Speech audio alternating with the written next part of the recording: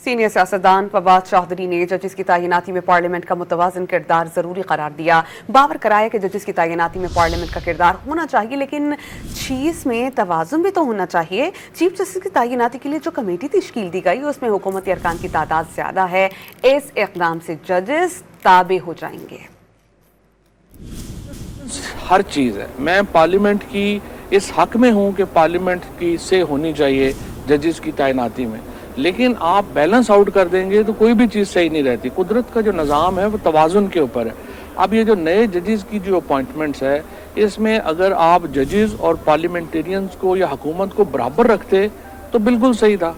अब आपने यहाँ पे भी सारे जो पार्लियामेंटेरियन अपना जो हुकूमत है उसके 7 लोग हैं और जो दूसरे हैं उनके 5 लोग हैं। तो अब आप मुझे बताइए कि जो अगले जजेस आएंगे सारे के सारे, वो सारे के सारे जजेस तो हुकूमत के मुती होंगे और नौकरी करने आएंगे, और इससे पहले कि एग्ज़ाम भी रखें ताकि पता तो हो कि जो जज आ रहा है उसको बेसिक चीज़ों का तो पता है।